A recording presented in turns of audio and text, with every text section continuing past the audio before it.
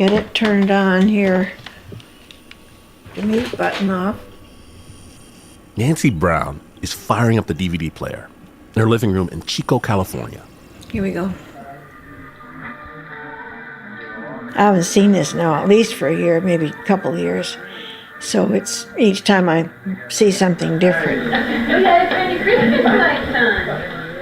This was taken in December 1996. In the video, 6 or 7 people are hanging out in a big happy mess of Christmas lights and presents. Carols are on the radio. So they're in the kitchen, but they're near the front door, and they're all gathering around to open the door to welcome back my son, David. He's being warmly embraced. It's basic family home movie stuff. This is a fun part. See them, the cooks in the kitchen. Quite a feast they're making here. But the people David's cooking with, they're not his family. Not officially. Lots of hugs all around. In fact, Nancy and David's brothers and the rest of David's family, they weren't in the room that day. They weren't welcome. It's fun to see how they celebrated the holiday. They really did. So you see them, not as cultists, but enjoying each other as people. And I'm glad to know that he had these things in his life. Because I know that he was loved and that he loved others. And so what more can you wish for your children, that they be loved and have others that they love? That's so important to me. 4 months later, everybody in the video, including David, would be dead.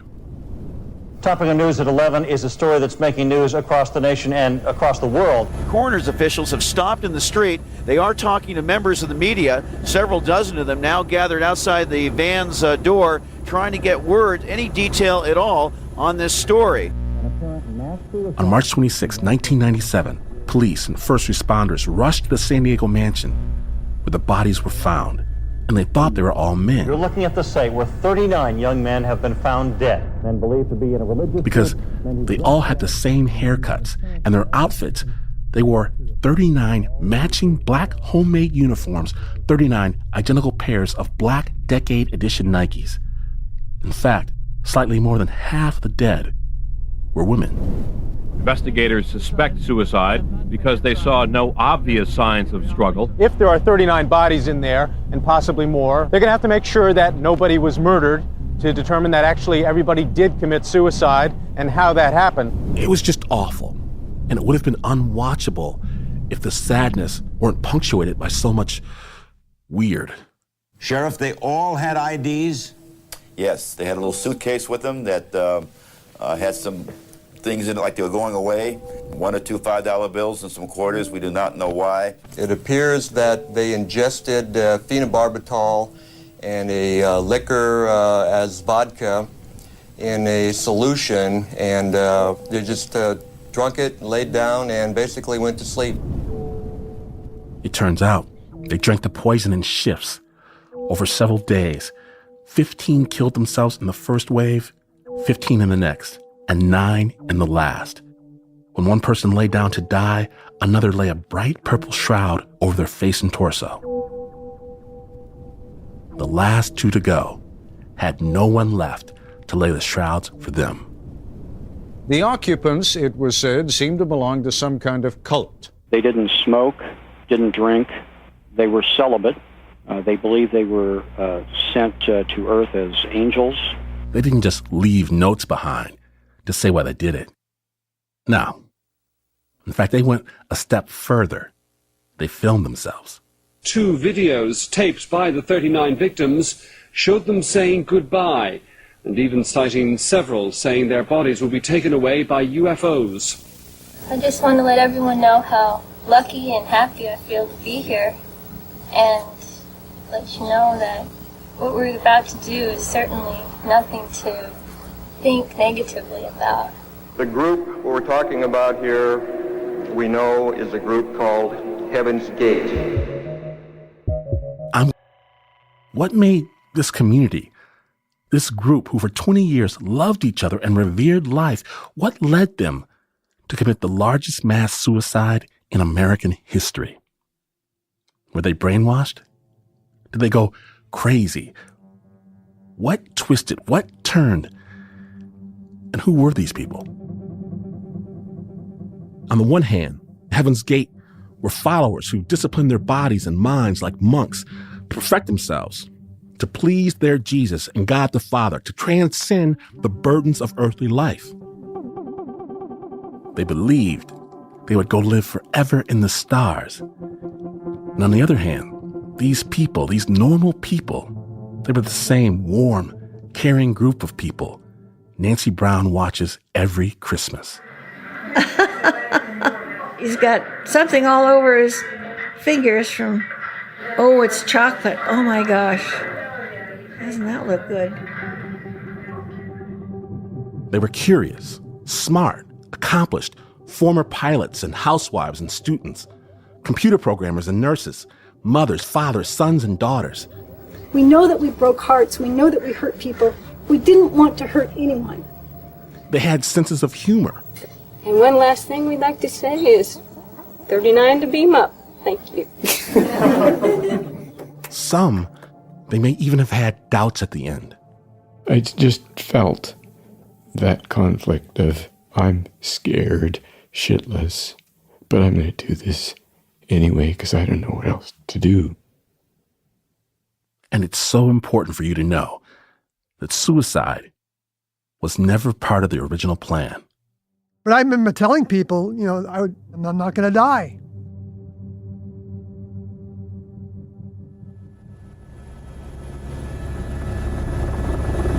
What we're looking at are coroner's officials, scientific investigators outside the gates of this exclusive home here in Rancho Santa Fe.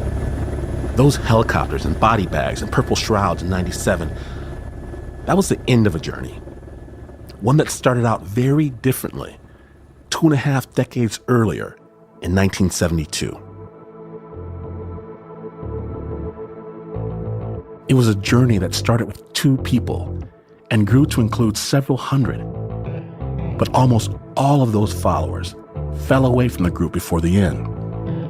Heaven's Gate believers crossed America multiple times, sometimes camping in small towns and state parks or building temporary shelters in a desert. Other times, renting houses and apartments and taking day jobs. That San Diego mansion where the dead were found, that was a rental. Sometimes Heaven's Gate recruited others to join them, and more often, for years at a time, they kept to themselves and tried to follow the spiritual disciplines that they thought would perfect their bodies and their minds. It can be hard to know what the 39 members of Heaven's Gate were thinking. How can you? Well, you start by finding number 40 and number 41 and number 42. That's one of my pieces. I can jam on that for half an hour, This is Sawyer. That's a name he took inside Heaven's Gate, not his real name. We'll get to the group names another time. It's a whole thing. Even before Heaven's Gate, Sawyer says he had always been looking for something more. In the early 70s, he was living in a small commune in a teepee made of logs that he built himself. Because when I was seeking, like dancing with the Sufis and going to meditations where people would say they were seeing lights in the room and I would be falling asleep, I was reading the Bhagavad Gita, and so nothing really made sense to me 100%. That vibe, that nothing made sense. There's got to be something else. It comes up a lot. Frank Lyford had that feeling too. He was a Heaven's Gate member for 20 years. He's a handsome guy with a gentle face. Back then, he was a long-haired, motorcycle-riding dude, more hippie than Hell's Angels. I remember growing up when I would look out across the landscape or experience the world around me. Even as a child, it seemed like there's got to be something more than this. This seems so flat and dingy almost. what I was like when I joined the group. I had just come out of high school. I think I was 18 or 19. This is Teo Alhizes. He's a dancer now. And back then, he was trying to figure out what he was. I was experimenting with psychedelic drugs, looking at altered states of consciousness. And I was interested in that. I was interested in philosophy and religion. And I was also extremely interested in UFOs and extraterrestrial life, and had been for quite some time. Okay, yes, UFOs. Everybody who joined Heaven's Gate wound up believing that aliens had contacted Earth and they were coming back. But understand, if you survey Americans in general, half of us will agree we think aliens exist. I was all about that, and I had an experience of my own with an unexplained sighting in the sky. A friend and myself were in the hills above Los Gatos, and we saw a mysterious light in the sky, very close in, and we felt like we had an encounter. And it was a bright light that shone on us. And at that point, I was already very intrigued and wanting to make contact with what I believed were, aliens among us or extraterrestrial beings that were interacting with humans. And so that spurred me, and I remember, standing out in my backyard. I was living in the Los Gatos foothills at the time, just like looking up at the sky, asking for contact, for connection. Well, it was a real impulsive thing. This is Leslie Light. She also joined in the early days. Back then, she was less focused on the galaxies and mysterious encounters and more on her inner life. I was reading a lot of these very esoteric metaphysical books, and I think in retrospect, I was trying to be like a renunciate, like I was struggling with my attachments to things, because that's what the theme of a lot of these metaphysical books were, is, not to get caught up in attachment and desires. At least that's how I was interpreting a lot of the things I was reading. So in retrospect, I think I was young and seeking truth. And I was also struggling with just trying to find my place in the world.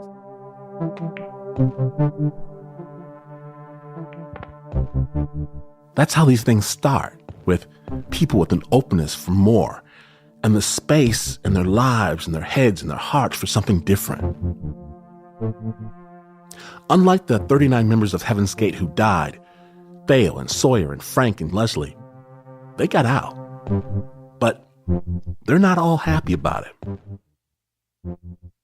That thing, the thing that drew them into Heaven's Gate, the attraction, it's still there. I'll explain in just a moment.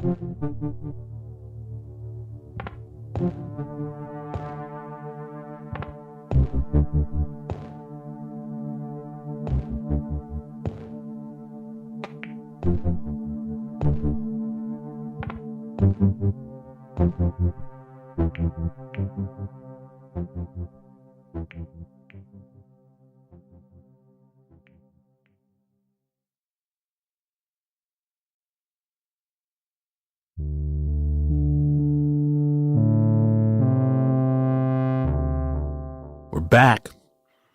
Heaven's Gate is just getting started. Heaven's Gate was never exactly mainstream, but it wasn't as alternative as we think about it today.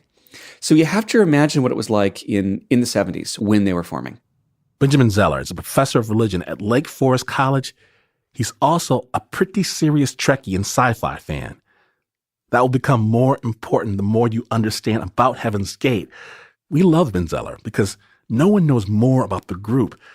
And Zeller's book on Heaven's Gate talks not just about the people and their beliefs, but the American culture they were born into.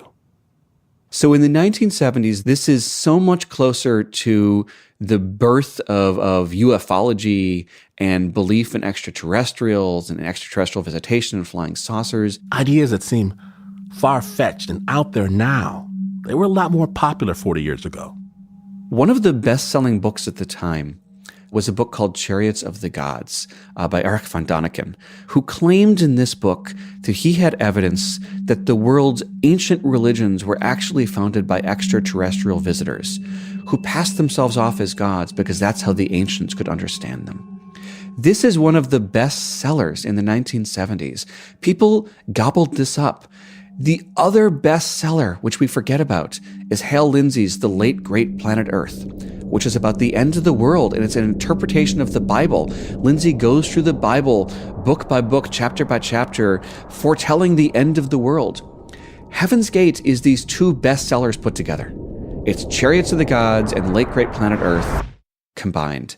It's the Christianity of the end of the world, and it's the ufology of looking to ancient astronauts and ancient aliens and putting them together, and that's Heaven's Gate. And that's why when people encountered Heaven's Gate, way back in the 70s, people didn't say, whoa, this is weird. They said, whoa, this is what I've been looking for. This is Leslie Light again, who joined in 1975. The way I found out about it was just my roommate said that there was this flyer that was put out at Kenyatta College, which was a community college, maybe like 20 miles or 30 miles in Redwood City. I can't remember the exact town, but it was close to where I lived. And it was just an impulse and a fling to go. I never heard of the people. I wasn't looking to go to anything. And I just guess I just went. Frank Lyford has a similar story. I lived in Calgary at that point, and I had a girlfriend. Her name was Erica. She just had a really pretty smile and nice dimples and pretty blue eyes and blonde hair, and I was smitten. We were contemplating moving in together. We had been together for about 3 years, but before we moved in, we wanted to go on a vacation. So we decided we would go out west to Vancouver and then head south from there to visit my cousin, David Van Sinderen, in Oregon. He mentioned that he had seen a poster that intrigued him. Well, it's a poster that has big letters that said UFOs. Who are they? Where did they come from? And when will they leave? This is Sawyer. Again, his group name. So when I read that, the things that stuck out to me was give you a total energy to it. And that had something to do with people from outer space. And so I was curious. I remember saying to my girlfriend, I wonder what these people are going to look like. And remember, you're just going to a meeting, not a big deal. No commitment, no signing away your life at the door. Just some new ideas, maybe something to hang on to. You see the poster, you say, sure, why not? I'll check it out. Maybe you even go as kind of a goof with a friend. And the meeting is in a church basement or a park, a table set up with weak coffee and cookies from the supermarket. At the front of the room, you see two people. They're calm and confident. Bo and Peep were at the front, sitting at a table, holding court. Bo and Peep. That's what they call themselves. They also call themselves T and Do, as in do, re, mi, fa, sol, la, ti, but sometimes they just call themselves the Two. And again, I promise we'll get to that naming thing another time. But in reality, they're Marshall Herv Applewhite and Bonnie Lou Nettles.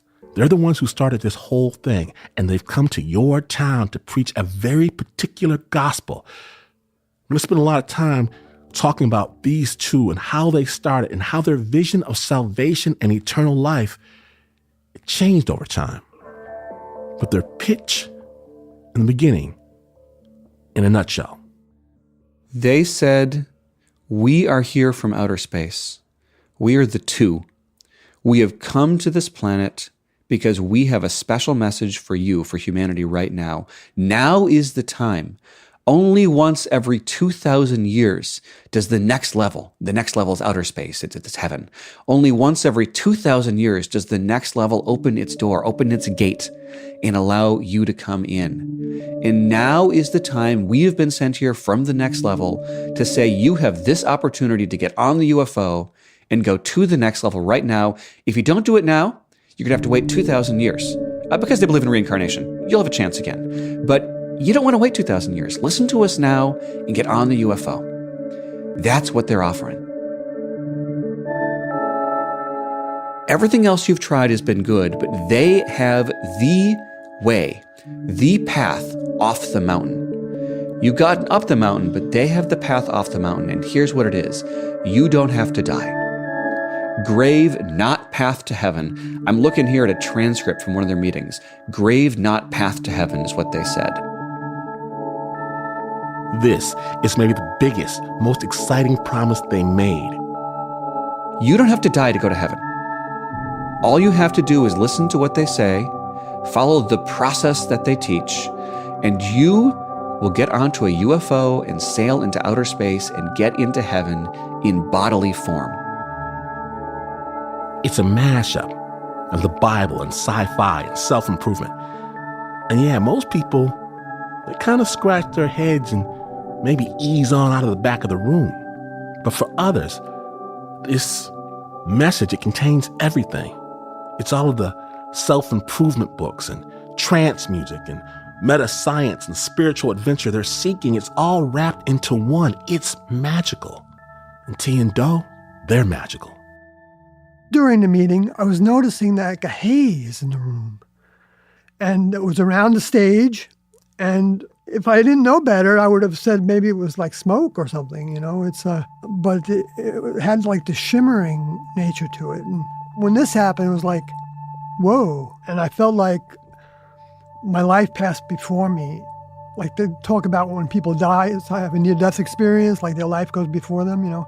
And it's like everything I did before that felt like it had a purpose, that I was in the right place at this point for me. I just took it all in and knew that this was what I wanted to do. They just happened to say a lot of the things that I had been thinking about and wondering if I needed to take a more definitive step. You know, instead of just thinking about it, like it was an opportunity to actually actualize some beliefs that I was beginning to formulate, and thought, well, you know, maybe this would be a good experience to see if I was really sincere about going on this path. And I thought, well, what do I have to lose? I'll find out if I really want to, you know, continue in this direction or not. And so it seemed like a choice point. And I am an impulsive person, and I wasn't that invested in, you know, typical external things because I was detaching from things. It just clicked with me because I remember one of the books I was reading was called God Drives a Flying Saucer. And it made all the connections with the Bible and flying saucers or UFOs, including the vision of Ezekiel, which many people interpret was probably an extraterrestrial craft. Their message really was sort of an answer to a lot of the questions I had, and it just made sense. And I was really ready to walk out the door of my life at that point.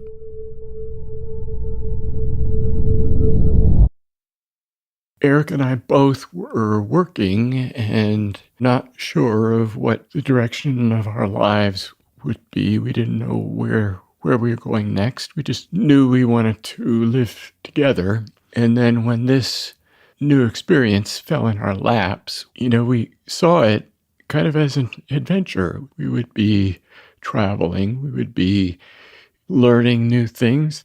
So it was just really intrigued us, pulled at us. Pulled. They're being pulled away.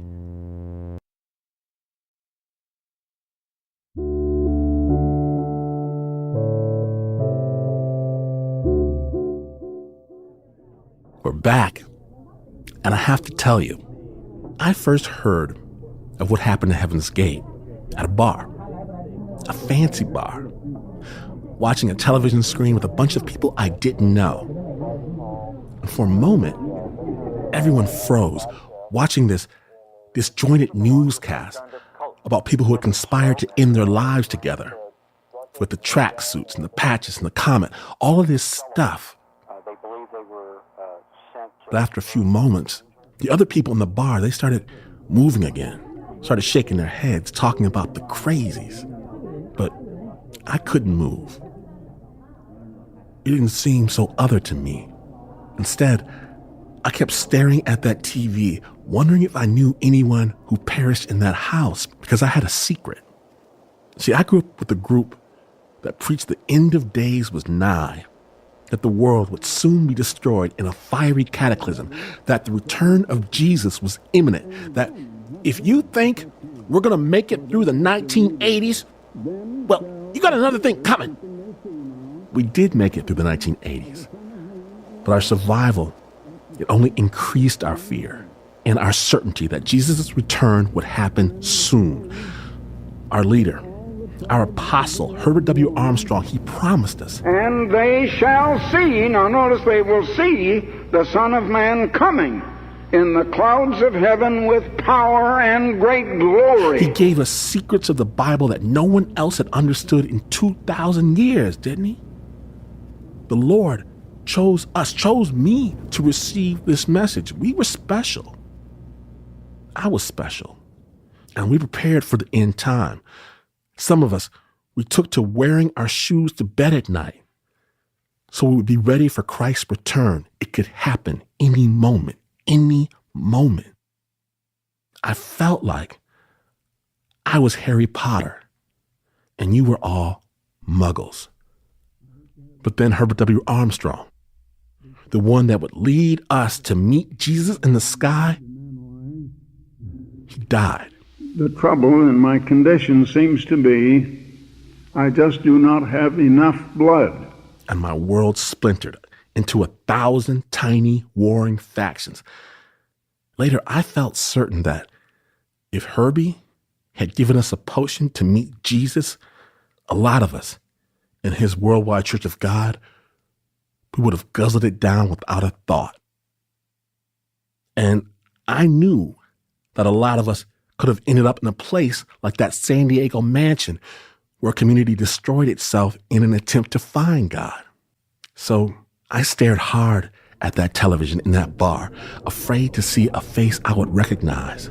Because even as everyone dismissed the wacky people, I felt like after a wrong turn or two, it could have been me in that San Diego mansion.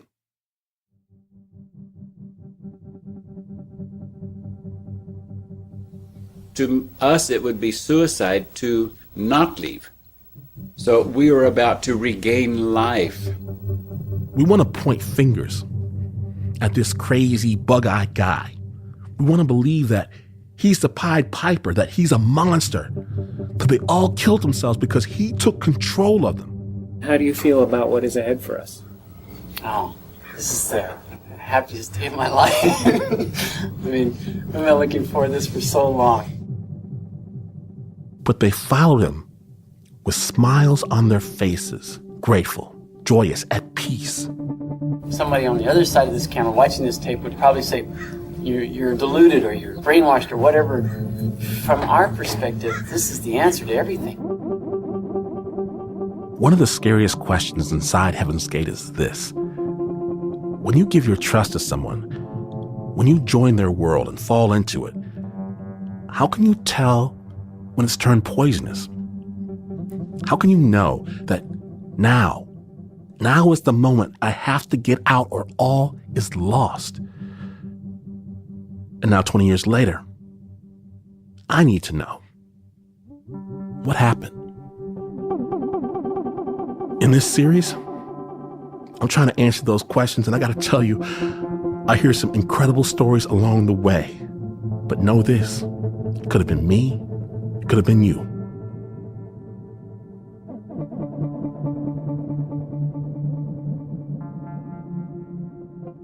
Coming up on Heaven's Gate. Testing. This is Dodo. I don't think they were brainwashed. I think they believed what they believed. And that's what makes this so hard. If I could believe that they were brainwashed, it would be easier to just blame the two.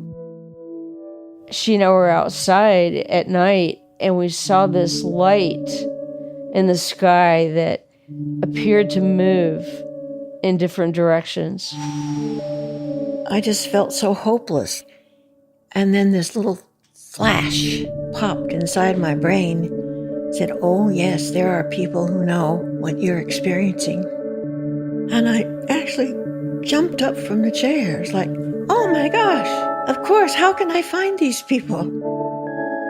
If you would print in your newsletter the names of those parents who will promise not to kidnap family members or keep them from doing what they want to do, I'll promise you that most of these parents will hear from their loved ones pretty quickly. I just felt an overpowering love for Erica and reached out and gave her a hug. That was the first time we had touched in years. I must say it was really a pleasure going cross country with Gail. It was a lot of fun. She's a good traveling buddy of mine. I'll go anywhere with her, anytime.